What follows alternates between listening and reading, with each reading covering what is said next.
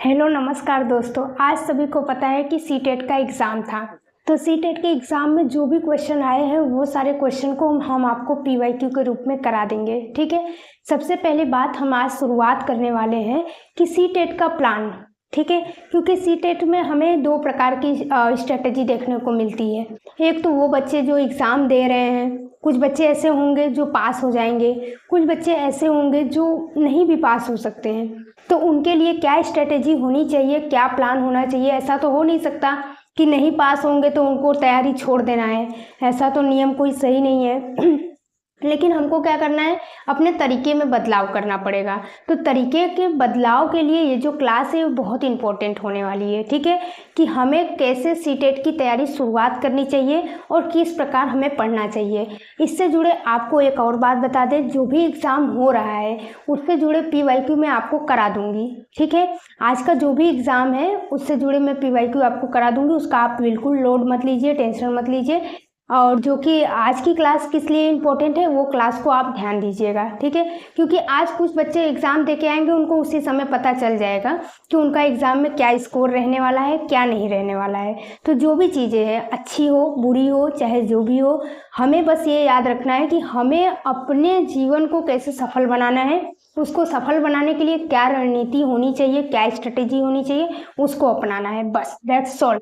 हमको अपने ज़िंदगी में आगे बढ़ना है, यही हमारा एक नियम होना चाहिए। ठीक है, तो चलिए स्टार्ट करते हैं बिना टाइम गवाए हुए। और सबसे पहले जो हमसे पहली बार जुड़ रहे हैं वो सेशन को लाइक शेयर एंड सब्सक्राइब जरूर कर देंगे। ठीक है, तो चलिए शुरुआत करते हैं। सबसे पहले सीटेट जो सीटेट का एग्ज़ाम है वो एक टीचिंग एग्ज़ाम है, ये सबको पता है। ठीक है, तो टीचिंग एग्ज़ाम में ये एग्ज़ाम एक ऐसा एग्ज़ाम है जिसमें दो प्रकार के पेपर होते हैं। एक वो पेपर होता है जो प्राइमरी लेवल पे होता है, ठीक। दूसरा एक वो पेपर होता है जो 6 से लेके 8 तक के बच्चों का होता है। तो जो 1 से लेके 5 तक के बच्चे जिसमें एग्ज़ाम देते हैं, ठीक है, 5 तक के बच्चों को पढ़ाने के लिए जो स्टूडेंट एग्ज़ाम देते हैं उसमें क्या होता है, और 6 से लेके 8 तक के जो बच्चों को पढ़ाते हैं उनमें क्या नया वो स्ट्रेटेजी होता है, उसमें क्या होता है, इसके बारे में इसमें समझते हैं। सबसे पहले देखिए, 1 से लेके 5 तक के जो बच्चों को पढ़ाते हैं ना, ऐसे शिक्षकों को कम से कम पीटीसी किया हुआ होना चाहिए। उनका क्वालिफिकेशन क्या होना चाहिए, पीटीसी होना चाहिए ग्रेजुएशन के बाद। इसके बाद जो 6 से लेके 8 तक को पढ़ाते हैं उनमें कम से कम उनका क्वालिफिकेशन हायर क्या होना चाहिए, बीएड होना चाहिए। ठीक है, आई थिंक आप इतना समझ गए होंगे कि हमें दो प्रकार के एग्ज़ाम होते हैं, उन दो प्रकार के एग्ज़ाम में हमें ये चीज़ों को क्वालिफाई करना होता है। ठीक है, इसी के साथ साथ हम इसके सिलेबस के बारे में भी समझ लेते हैं और सिलेबस में क्या किस प्रकार आता है इसके बारे में भी समझ लेते हैं। सबसे पहले जो पीटीसी में आता है ना, उसमें सबसे पहले सीडीपी होता है, ठीक। दूसरा हमारा होता है लैंग्वेज। लैंग्वेज में लैंग्वेज 1 एंड लैंग्वेज 2 होता है। ठीक है, लैंग्वेज 1 लैंग्वेज 2, और उसके बाद ईवीएस होता है, ईवीएस होता है और मैथ होता है। ठीक है, तो इस तरह के जो होते हैं सब्जेक्ट वो हमें पीटीसी वाले में है, यानी 1 से लेके 5 तक के पढ़ाने वाले बच्चों के लिए ये सारा सिलेबस डिसाइड किया गया है। इसके अलावा इसमें कौन कौन से पॉइंट होते हैं, इस सारे पॉइंट को मैं आपको पीडीएफ के रूप में और सेशन में नीचे डिस्क्रिप्शन में लोड करा दूंगी, तो उससे आपको पता चल जाएगा कि इस पॉइंट में क्या क्या पढ़ना होता है इस सारे सिलेबस में। ठीक है, उसके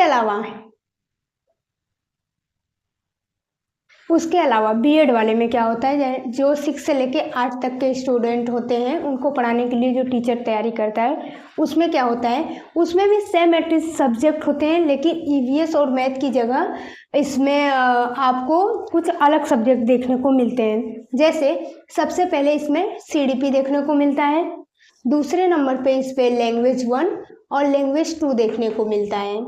ठीक है, लैंग्वेज 1 और लैंग्वेज 2 देखने को इसमें मिलता है, और तीसरे नंबर पे हमें इसमें एसएसटी देखने को मिलता है। या तो मैथ साइंस ले लीजिए आप, या तो एसएसटी ले लीजिए। वो आपके क्वालिफिकेशन पे डिपेंड करता है कि आपने किस प्रकार की पढ़ाई की है, ठीक है।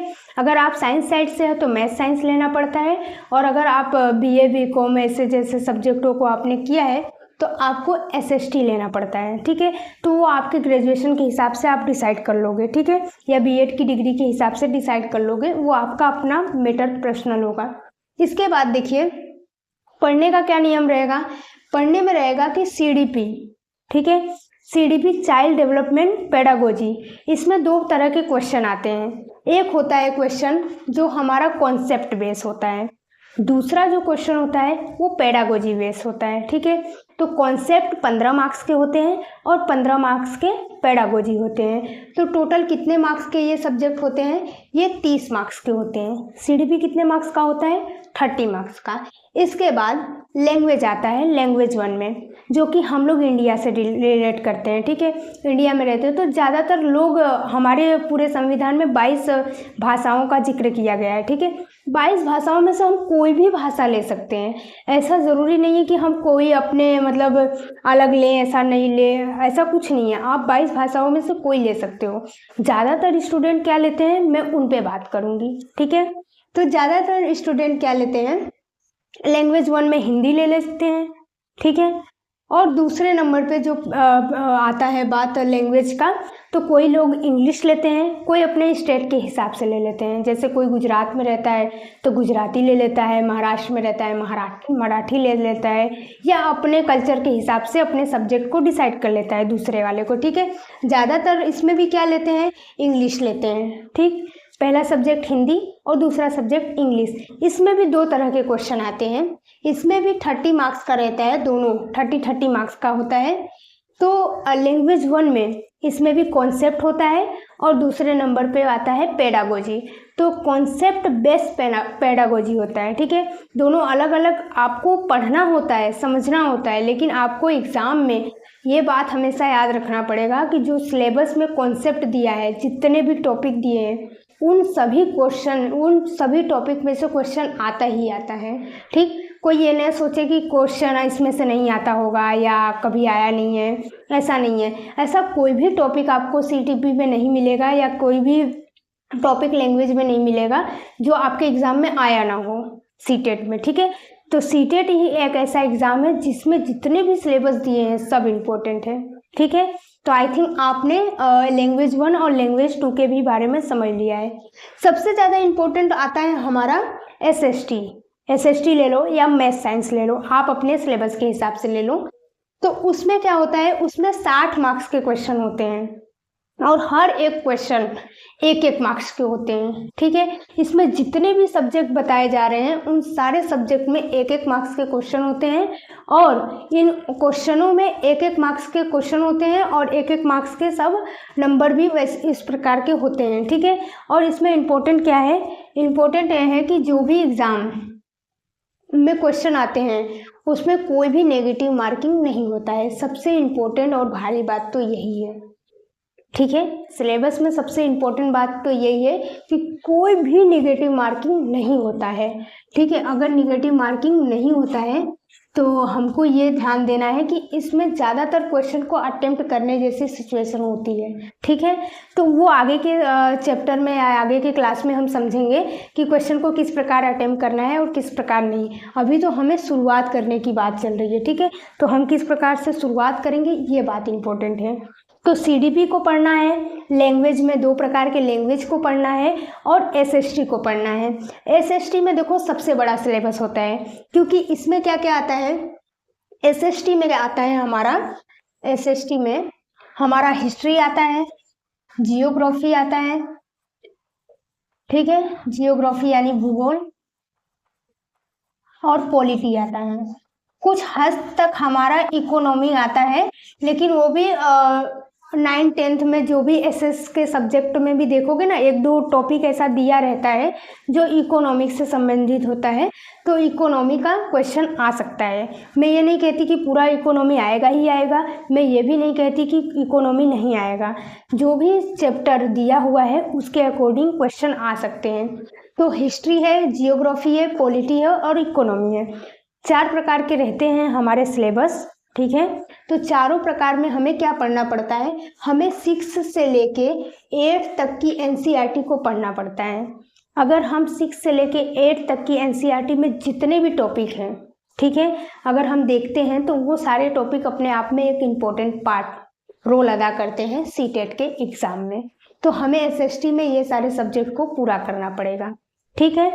तो इसी के साथ साथ मैं आपको ये बता दूं कि हर एक टॉपिक इम्पोर्टेंट है, हमें किसी को भी छोड़ नहीं सकते, ठीक है। और देखिए, कोई भी एग्ज़ाम बहुत भारी नहीं होता है, कोई भी एग्ज़ाम इतना भी कठिन नहीं है कि उसको हम क्रैक ना कर पाए, अगर सोच लिया, मन में ठान लिया तो, ठीक है।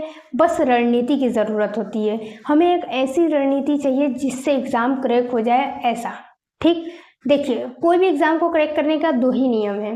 एक, आप तो मेहनती हो जाओ, भाई मेहनत से ना डरो कि हाँ मेहनत से हम डर रहे हैं पहले नंबर पे, ठीक।